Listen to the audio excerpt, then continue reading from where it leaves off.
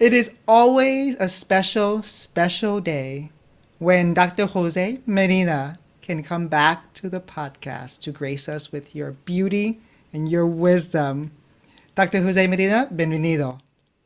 Ay, gracias, Tan. You're so flattering to me. Casi, casi me quedo chillando. Así, mira, chillando. Thank you for your kind words. Muchas gracias. Can you pronounce No, your full name like you always do? sure. So I'm excited to be here, Tan. First of all, my full name is Dr. Jose Luis Medina Hernandez Franco Lopez Jr. Diaz Cruz. I just love it. It always tickles me when I hear the full name because we know names are so important. Well, Tan, and you know that my name was stolen from me in a US school. And so that's why I own it. And I say my full telenovela name whenever there's a chance. Hello, drama, teatro, we're here for it. Take it all. Take it all. Claro. Claro. Well, we know you in the field as an expert in language development and multilinguals. And now for causing desmadre before there even was desmadre. But now I'm here to ask you to talk about the intersection between language acquisition and LGBTQ community. So, Absolutely. No, so thanks for the opportunity. So, yes, most of my research and my work is around how do we best create linguistic equity and linguistic liberation for emergent bilingual and multilingual students. But one of the pieces that's so inherent to my work is that desmadre in the name of equidad and social justice, that good disruption, right? Dismantling systems that oppress. And so, for someone like me who is not just an emergent bilingual and will forever be an emergent bilingual, adding language to my linguistic repertoire, I'm also a queer Latinx individual educator. And so, those intersections for me really have driven everything that I do in terms of how I serve others. And so I was thrilled that you wanted to talk about my Latinx queerness as a language learning adult, because it is really at the essence of my heart. So thank you for that opportunity. right. Sociocultural competence, anti-bias, anti-racism work obviously is about racial equity and gender, talking about gender inequity, socioeconomic status, physical ability privilege, all of these pieces. But often, two of the pieces that we don't talk about are linguistic liberation. Like linguistic liberation has to be a part of sociocultural competence and anti-bias, anti-racism work, and often it's left out. And then in terms of being queer, it's crazy, but as you know, in the world of education, it's still one of those topics that's taboo and that educators are just so frightened to tackle. It's like, okay, I believe that all folks are equal. Yes, I believe in Black Lives Matter. Yes, I believe in gender equity, but I want to hold on to my homophobia and my transphobia. And it just cannot work that way, Ton. It can't. It has to be an all-in kind of situation. Right, because if we don't leave, if it's not all in, we leave some out, and when we leave some out, it's never a good thing. Yeah, when I serve teachers, as you know, I facilitate professional development, professional learning, technical support, job embedded coaching for teachers and administrators all over the world. And one of the things that I always remind them of is that when we got hired to serve as educators, we cannot just serve those that look like us, speak like us, pray like us, love like us. Like we are charged to serve all students and to serve each other, even those of us that are similar, even those of us that are different. Like that's a part of the deal. Like you can't just pick and choose. No. Well, speaking of picking and choosing, tell us about your first job when you got hired.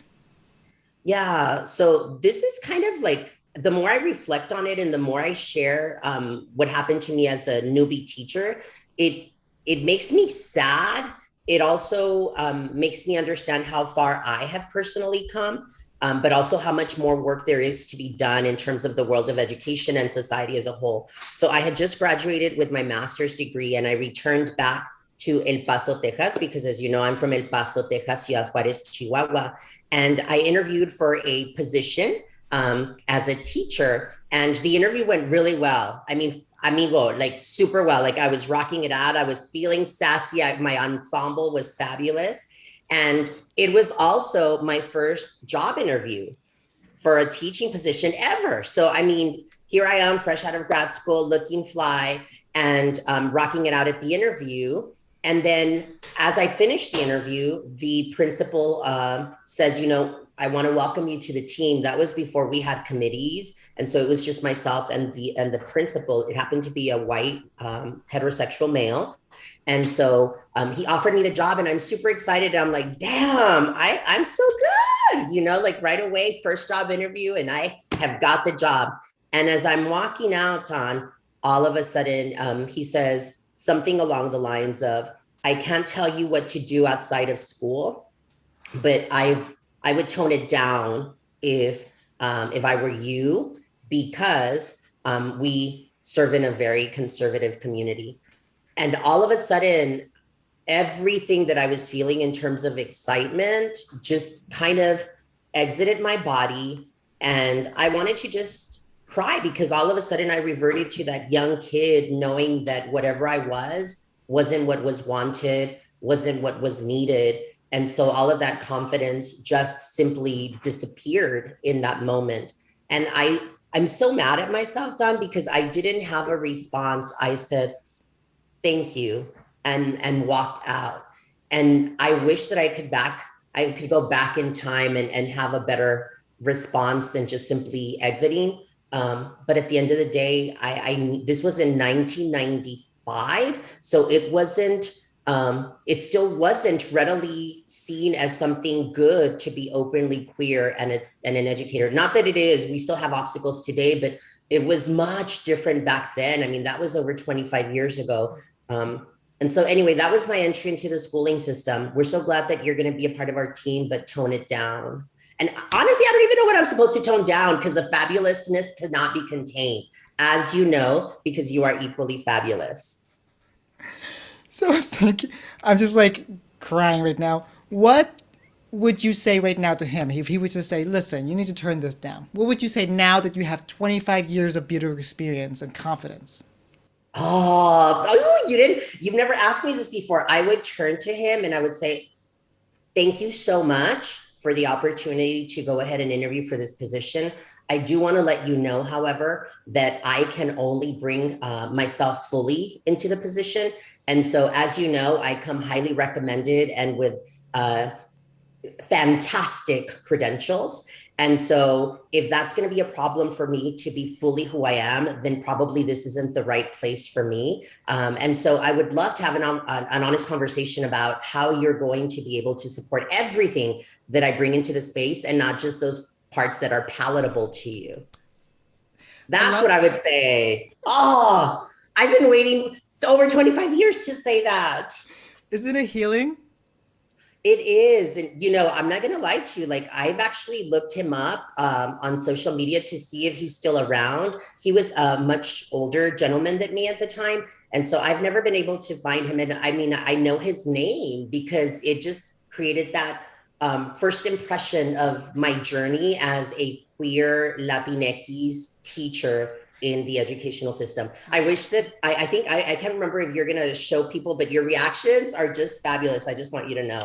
People, you would love seeing Fun right now. He's a hot mess laughing and it's so funny. It's a hot mess over here. It's We are all a hot mess.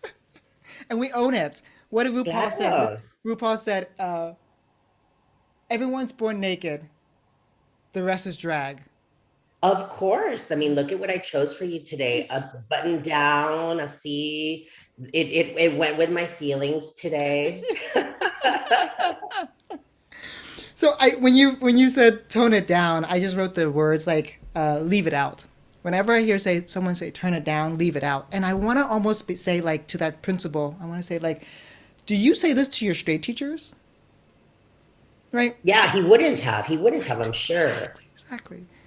So it's just can't believe 25 years. Well, we had a chance to say, and you know why I asked you that question this time? Because there are young teachers who are going to listen to this, and now they're going to have the words to say it. Because I was listening to your tone, and I was like, it wasn't mean, it was self-affirming, It was confident and you stood fast. You say, you will take me as I am fully, or you will take none of me.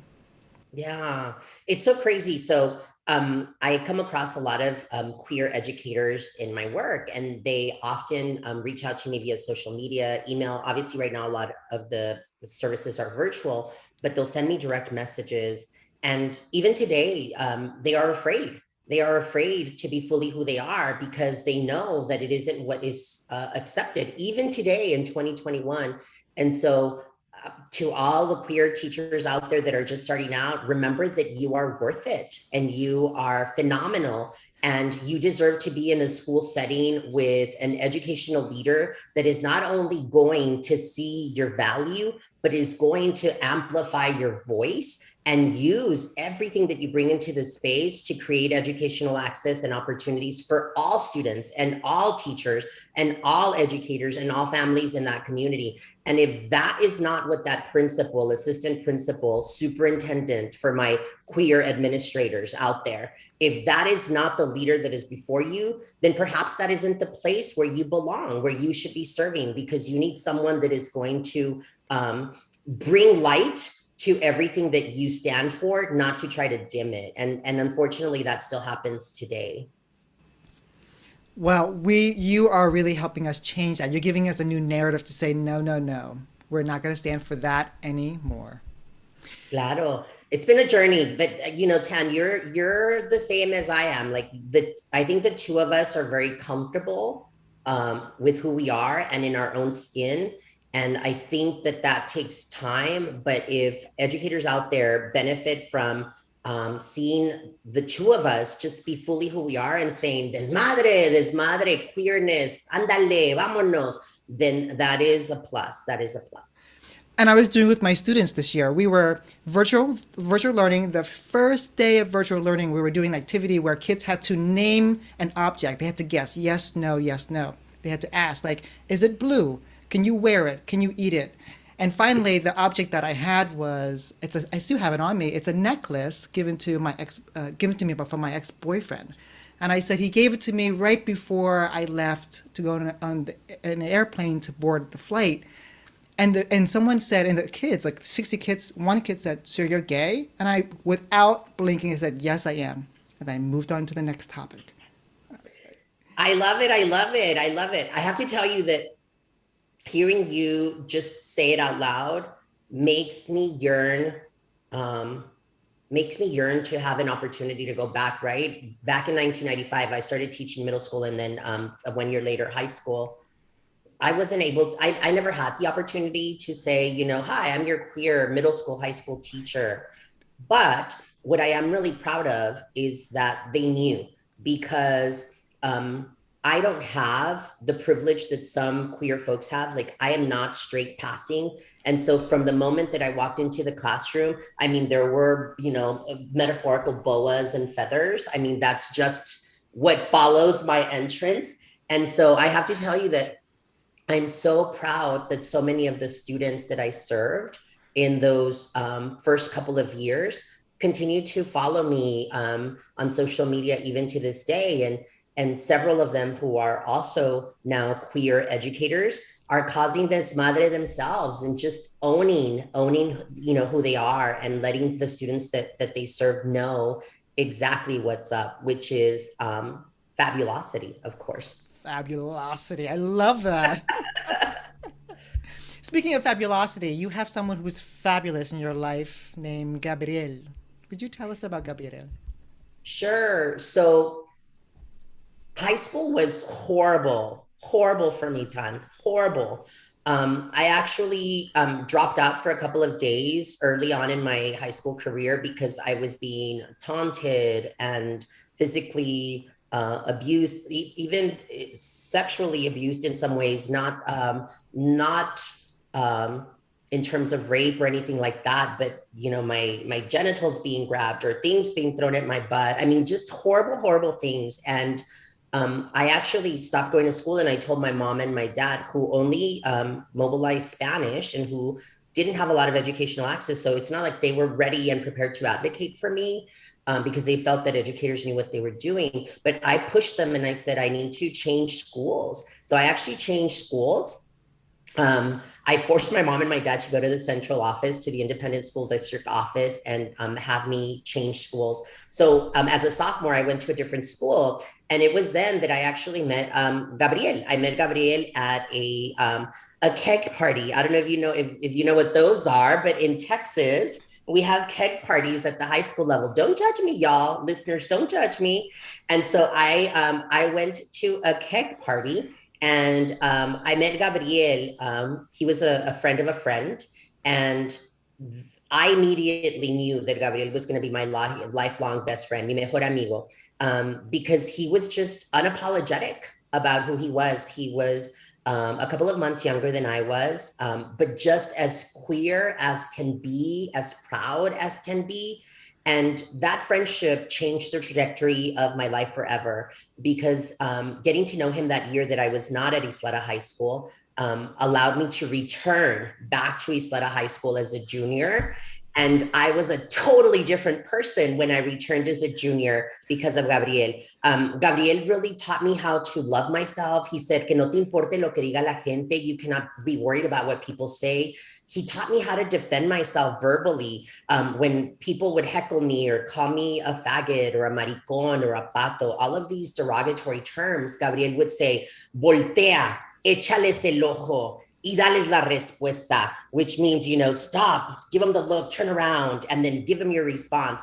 And so from that point on, if somebody said, you fag or you faggot or something horrible, I would turn around and with, Gabriel's coaching, I'd be like, you didn't say that last night, honey. And then I would walk off. Do you know what I mean? So those kinds of things, which I just didn't have that before. And Gabriel saved my life. He just is and will continue to be everything to me. He passed away in 2011 from a drug overdose.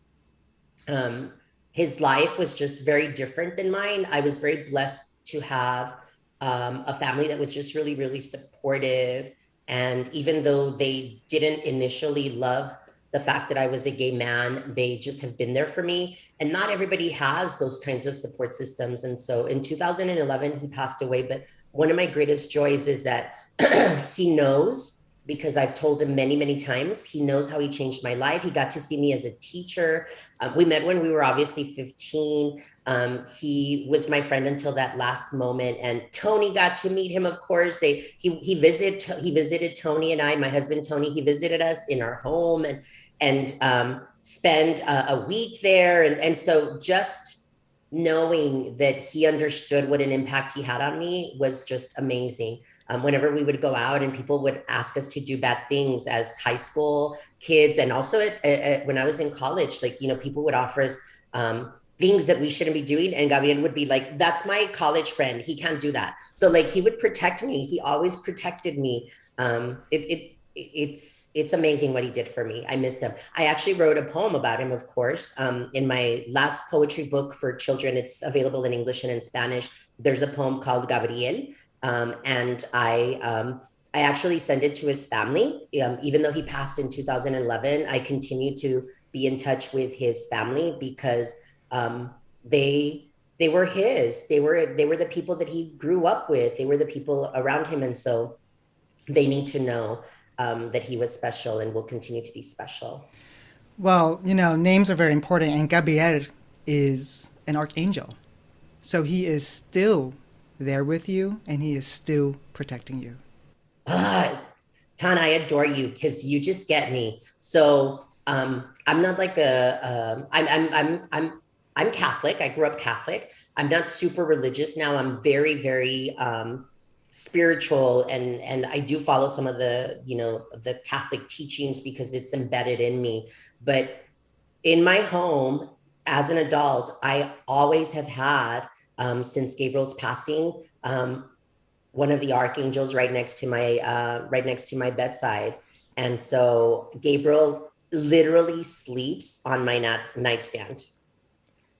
And don't worry, Tony's not jealous at all. No, Tony has his own archangel on his nightstand. So mine is Gabriel because Gabriel was my savior and my angel and continues to be so. I talk to him all the time. I know that may sound weird, but I'll something great will happen and I'll be like, Gabriel, you will not believe what just happened.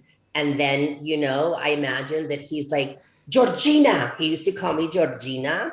He'd be like, Georgina, ¿qué está pasando? What's going on? So I imagine having these conversations with my forever best friend. Obviously, Tony's my best friend, but Gabriel was there since the beginning. Well, every celebration, Gabriela is there toasting with you right there.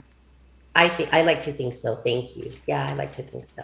Yeah, when you told me about Gabrielle, I was getting teary eyed because I was like, everybody needs a Gabrielle.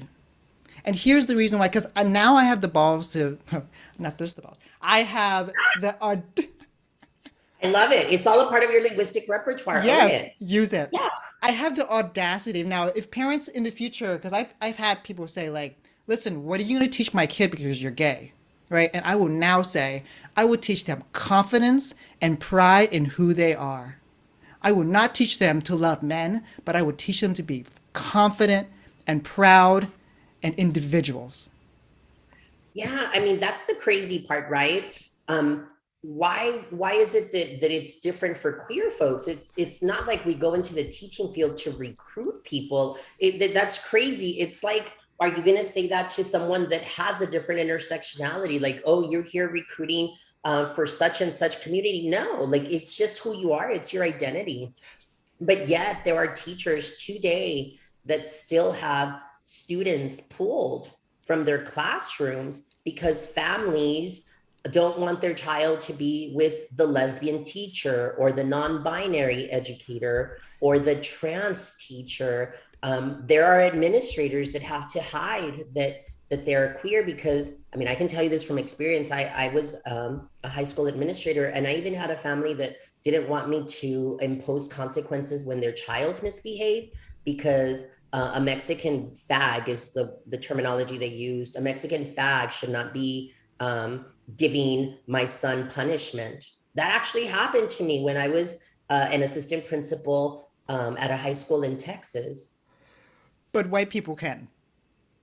I mean, I've been told that I can't, as an administrator, I was told that I couldn't redirect students because I was Mexican. I've been told that I couldn't redirect students because I was gay. And when they were feeling like just destructive, I've also had folks that have said, you cannot redirect our child because you're queer and gay. So, I mean, it's out there. It's out there even in 2021. It's we've made so much strides, but we still have so much more to go.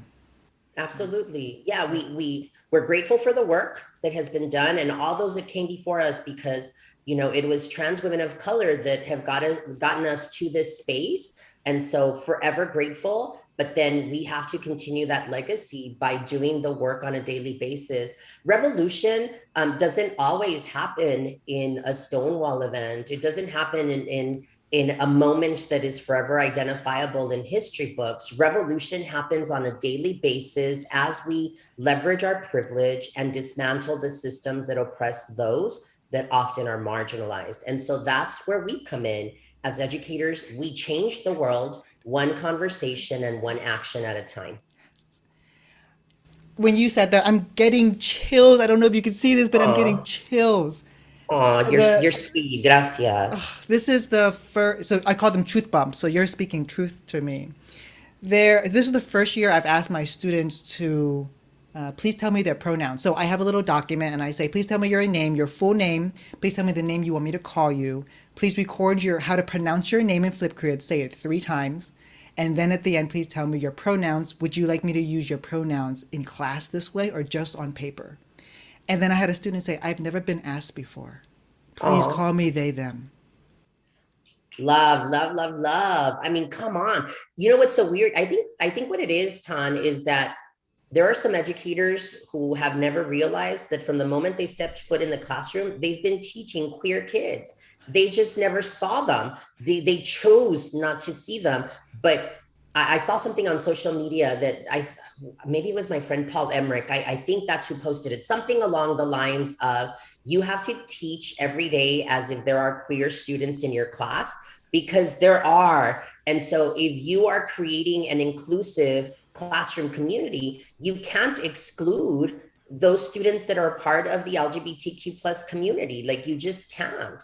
And I don't think that most of us as educators have heard that before. So I'm grateful to whoever posted that on social media. I'm thinking it was Paul. Well, we'll cite Paul then, not a problem. I, Perfect. I just really thought, I was like, wow, this is the first, how many, so this is my 15th year of teaching. How many gay kids or how many kids who are non-binary have I called them he or she? And these three students, I would have called them she if I did not ask. Right? And Yes. this is I think in this is so powerful because now because the students that I've never been asked before. I have never asked students for their pronouns before, but I'm sure that student feels really seen, and that's what You we do. changed their, yeah, you changed their life. That's what you did. Like you changed the trajectory of their life. Ugh, you're gonna make me Powerful, right? right. You're gonna make me cry. You better stop. Ooh. But that's what you did. That's what you did. Snap, snap. So tell me about what can teachers do to support their LGBT teachers, not just students. Let's talk about that. Sure. Well, I mean, I love the conversation that you started in terms of pronouns, right? So many queer teachers still are freaked out about being honest in terms of their identity. And so leveraging those folks out there that have heteronormative privilege, they have to openly speak about pronoun use, because often it's those co-conspirators. That's the label that Britt Hawthorne kind of uses. My friend and colleague Britt Hawthorne says that we need to move. It's great to be an active ally. It's great to be an accomplice, but all of us are striving to be that co-conspirator, because that co-conspirator is where we are truly living daily to dismantle systems of oppression and using whatever privilege we carry to create access to it. And so those teachers that aren't a part of the LGBTQ plus, let's not forget 2S as well for our Indigenous friends as well. If you carry that heteronormative privilege, then you're the one that has to be alongside as a co-conspirator to the queer educational community, so that we can talk about pronouns, so that we can bring literature into the classroom, including at the elementary level and in early childhood, that is inclusive of queer kids and queer families. There has to be also some overt work in terms of anti-bias, anti-racism initiatives, or sociocultural competence initiatives, if we're speaking dual language or bilingual education, that actually brings that conversation about queer folks into the system that we are creating at the school level or at the district level, because to do so would be criminal. One of the things that I love to say to teachers, because I've had a handful of teachers say, Jose, I'm not homophobic. My best friend is gay. And so my response to teachers, but to anyone, is you can have a gay best friend, you can have a trans friend, you can have a non-binary friend, and be homophobic and transphobic as hell. Because if you're not actively using your privilege to dismantle the systems that oppress those students or those educators, then you are the oppressor. And I just don't think that people get that. Like, it's not good enough to have a gay friend. Like, you actively have to co-conspire with the queer community to change things in schools, because it's still there. A couple of years ago, Tan, I was actually facilitating professional learning in a school district that shall remain nameless. And an administrator actually made a comment to the leadership at the district saying that Dr. Medina's research and his strategies are really strong, but he's just too gay. So this administrator publicly said that they didn't want, I'm going to use they, I know their pronouns, but I'm going to use they so that no one is identifiable. I don't want anybody to be canceled at this moment. They said, I just don't feel like the teachers on my campus need to hear Jose and go through his training because he's just too gay. I mean, luckily the district is like very progressive, and hello, they gave me a multi-year contract, and all of the teachers have, loved the professional learning. But the fact that an administrator had the privilege, carried so much privilege that they would actually say that out loud, just tells you the state of affairs in education at this moment. I can't believe that a principal would say in front of colleagues, say, this is who we should not have because of this reason.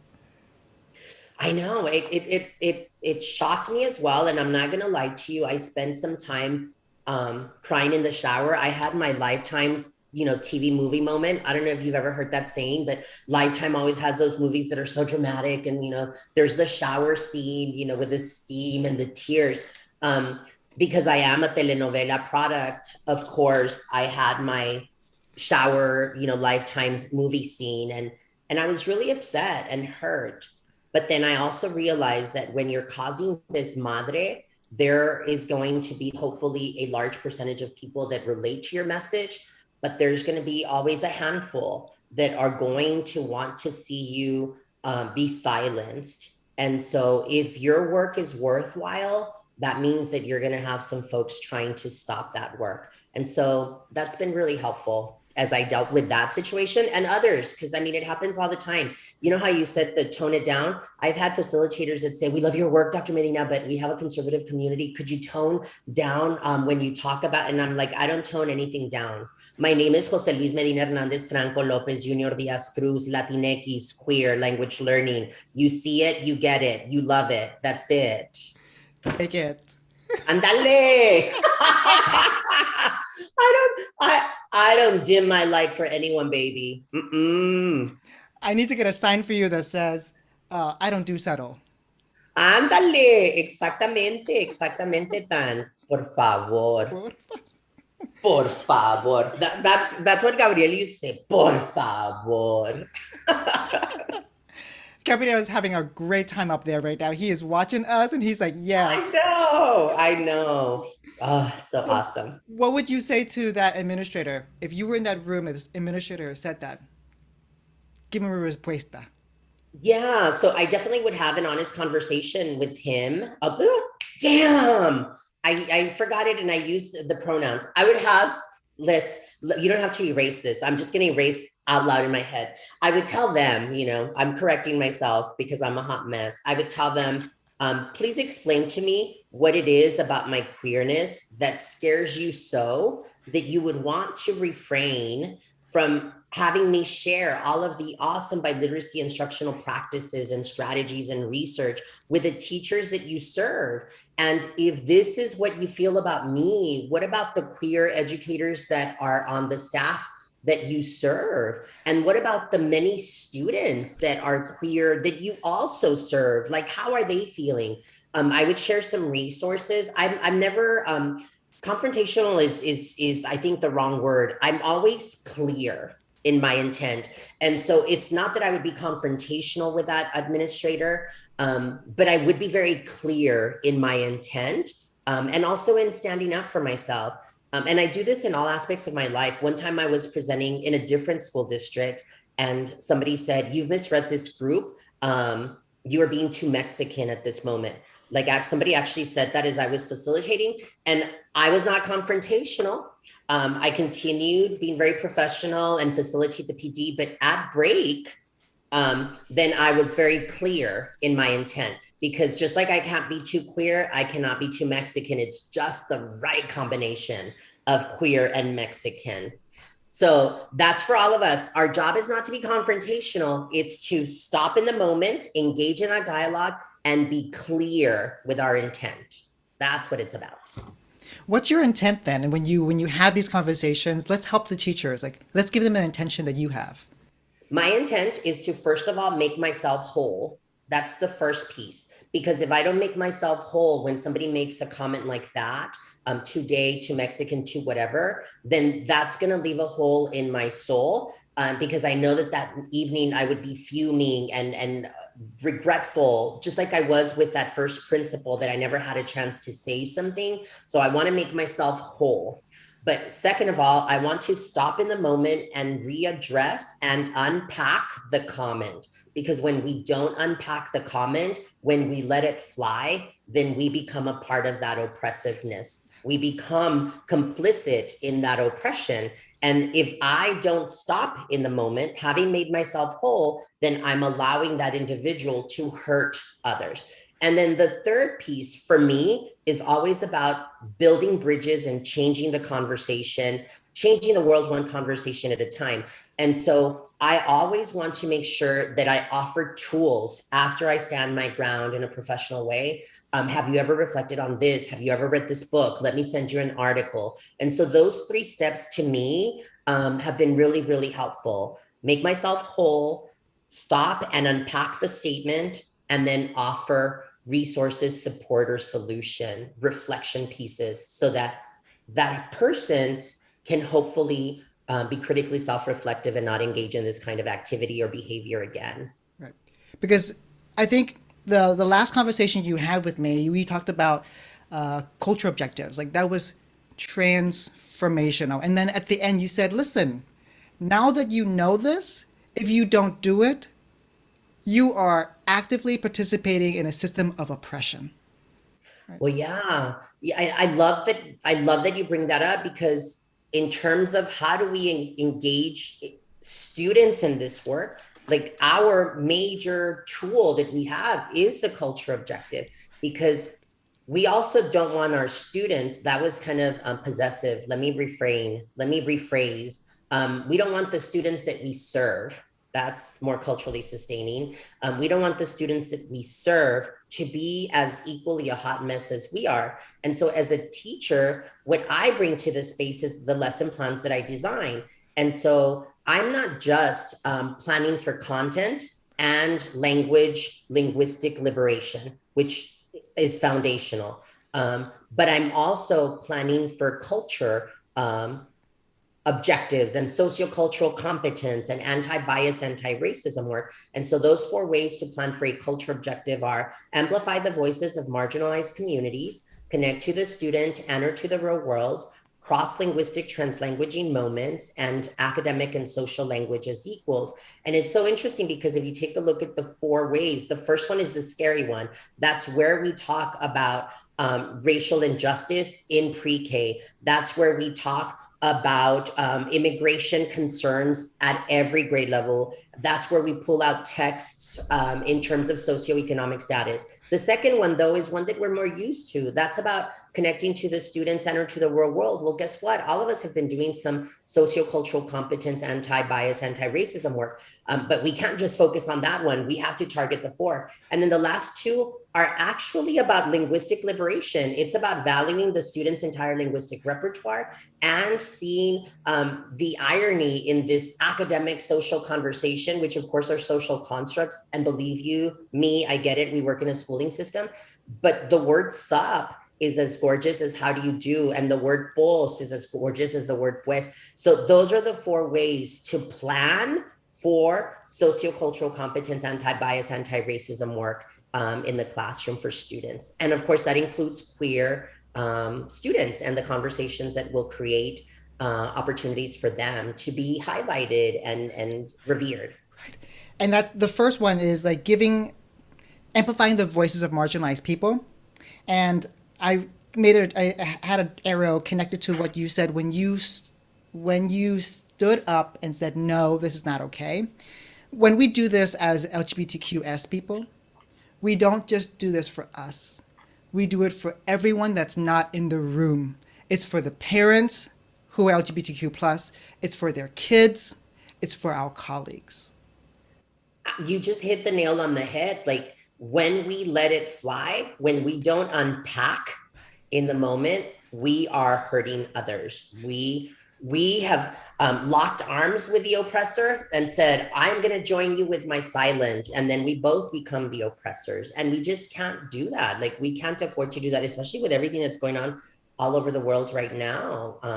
It's crazy. This work is needed more than ever. Why is it needed more than ever? Well, we'll go there. Sure. I feel like right now there's it's a strange time to be a human being, but it's also an even stranger time to be an educator.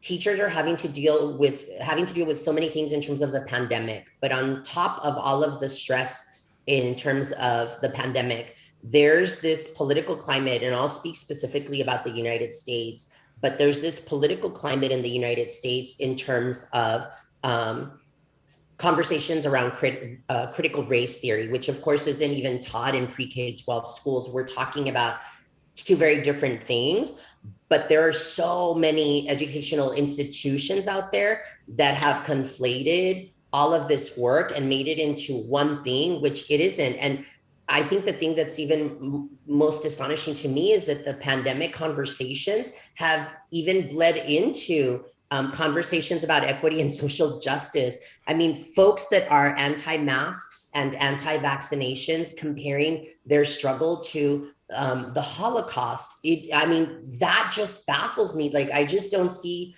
how we get from point A to point B and make that kind of assumption, and not realizing how hurtful it is. And look, I'm going to say it. There are some educators out there that are absolutely hurting students right now. And I know that most of us are good people, but if you are one of those folks that are a part of that conflation and lumping everything together and not being critical about the pieces that you disagree with and having rational conversations about what are next steps, then we have in fact fully embraced the oppression of the communities that always are oppressed, which are Black, Indigenous communities of color, linguistically and culturally diverse student communities.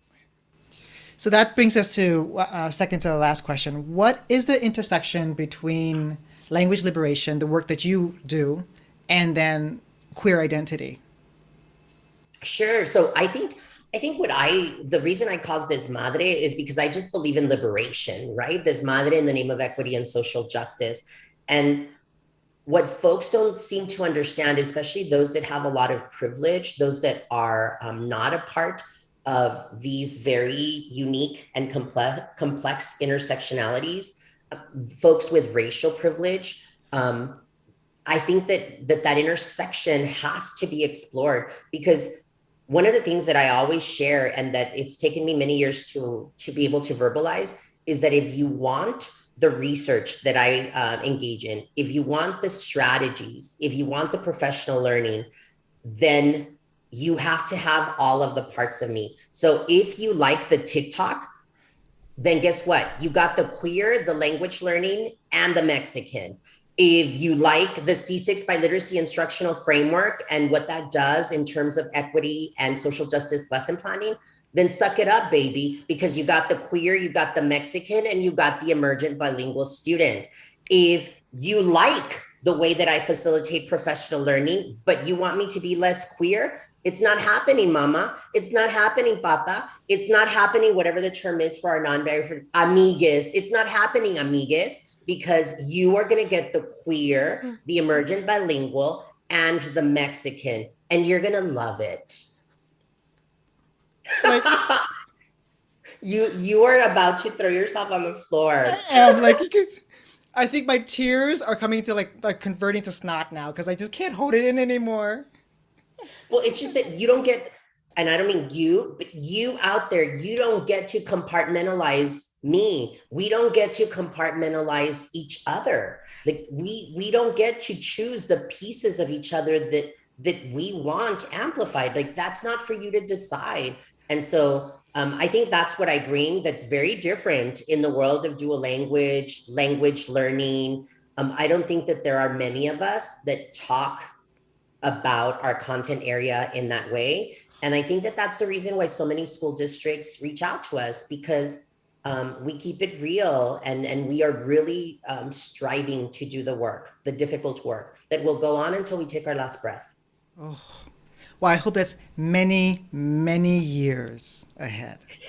I hope so too. I mean, I just turned 50, but as you know, I look, 40. So I'm very hopeful that I will continue to be able to engage in this work, because it fuels my being. Like, I love what I do. Yes. I love what I do.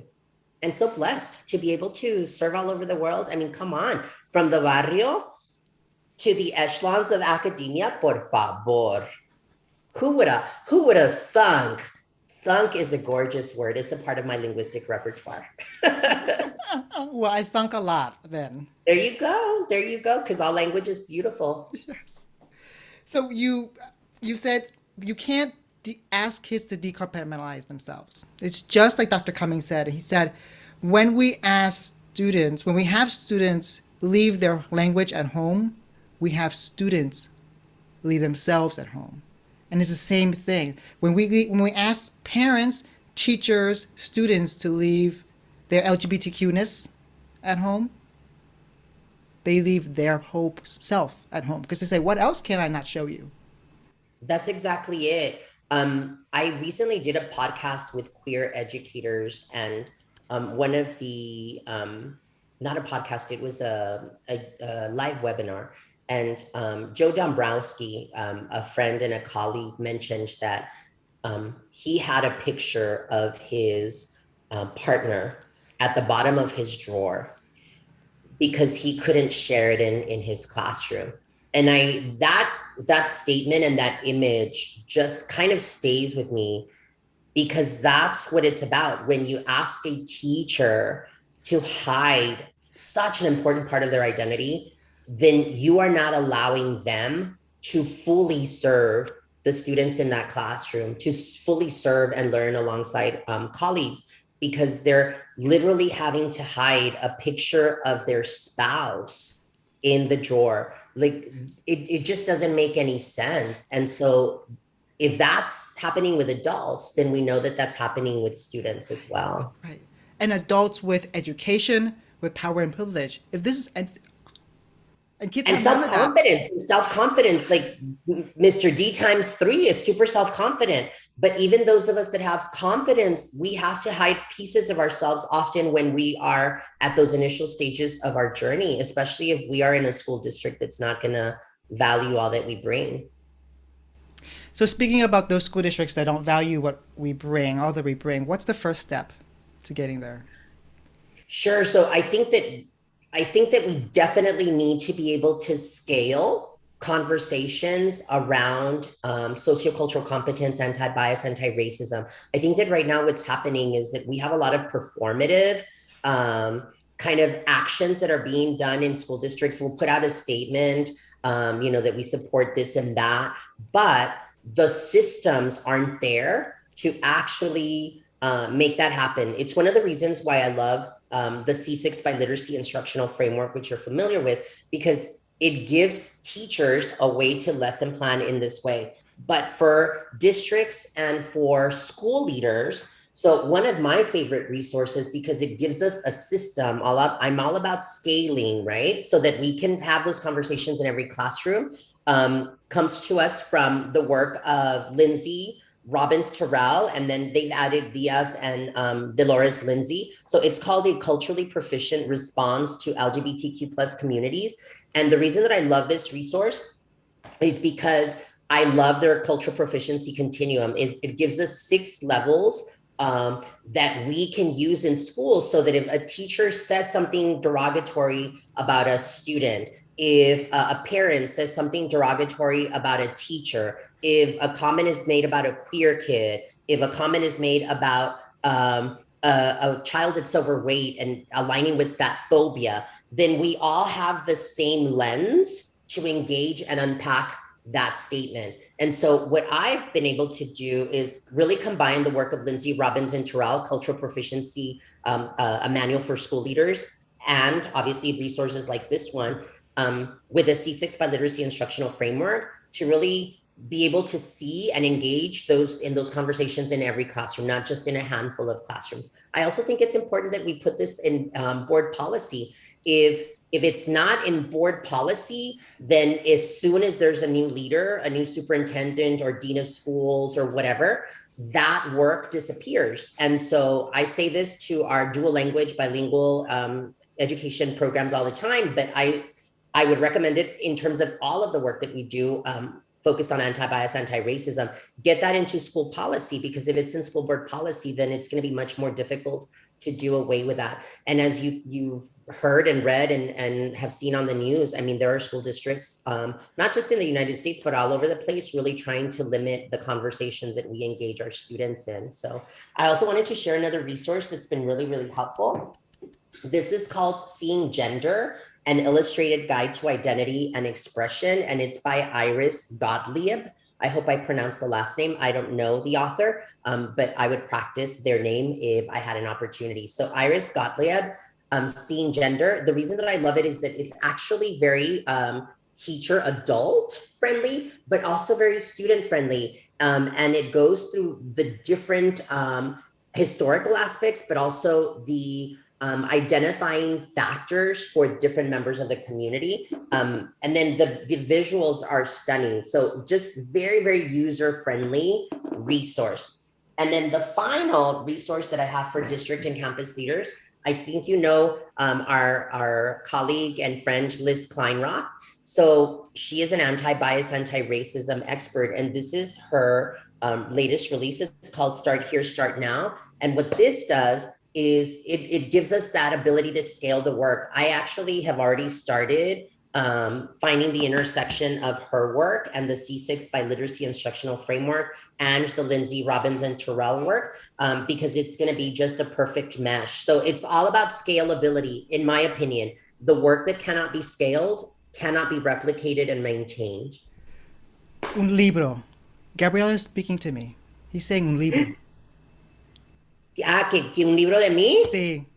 Ay, pues mira, ahorita en este momento estoy escribiendo el libro de la planificación, the C6 by Literacy Framework. So right now I'm writing a book. I'm in the midst of writing a book for the C6 by Literacy Instructional Framework, and it includes all of these pieces.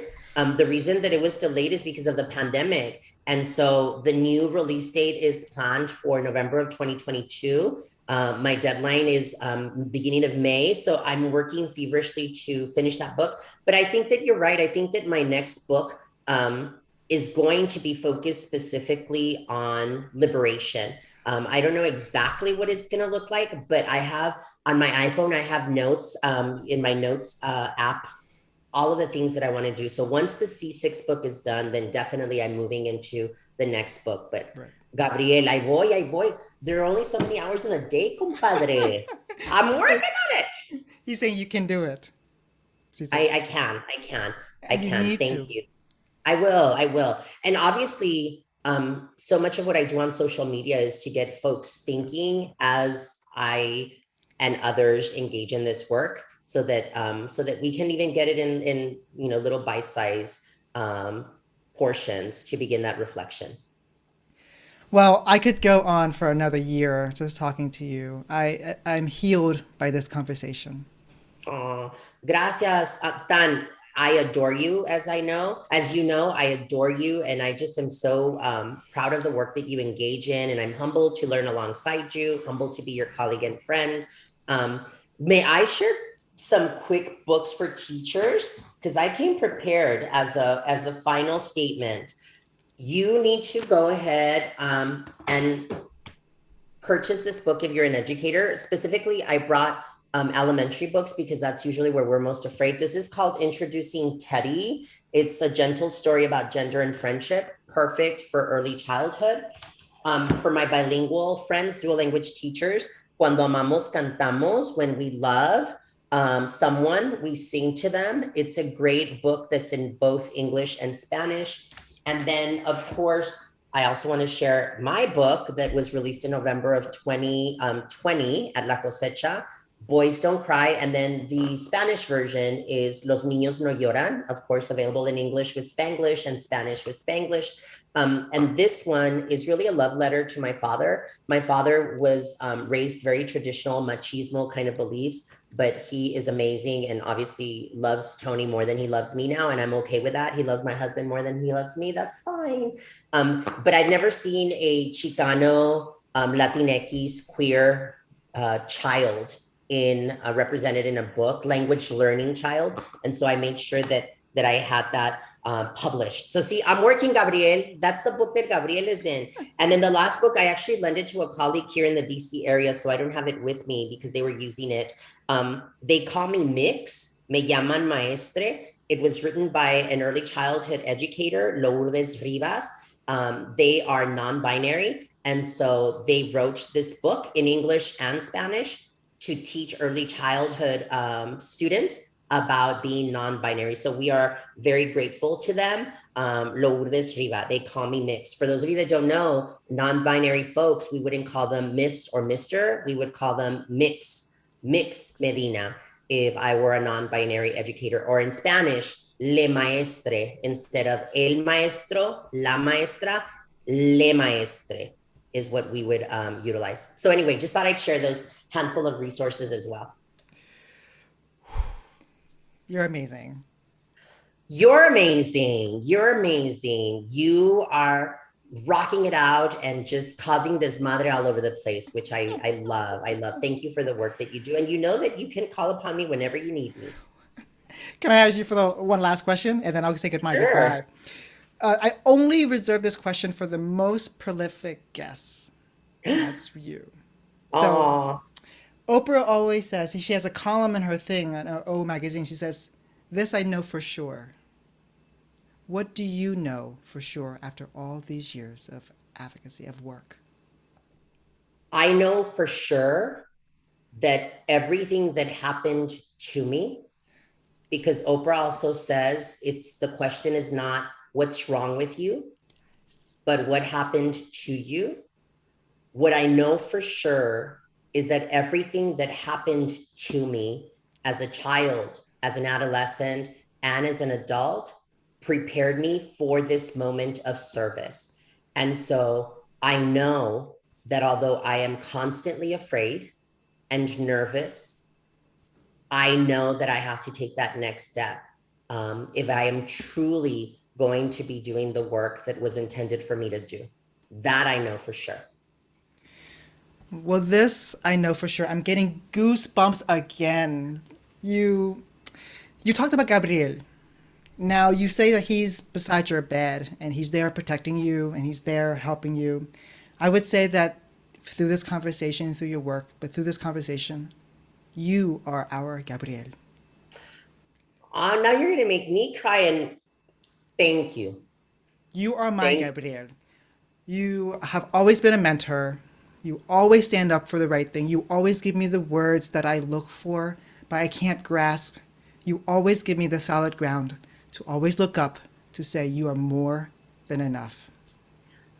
Because you are, Dan, because you are, because you are. OMG, I feel like the fairy godmother right now in the new Cinderella movie. I just need the ensemble, ¿verdad? You Verdad. are. Well, you are, I consider you a mother of all of us. Thank you, thank you, thank you. A very young mother Yeah, looking for you. not a day over. Not a day over, not a day over. No, thank you. Thank you for this opportunity. And I'm just humbled to share the virtual space with you. Gracias, amigo. Gracias a ti.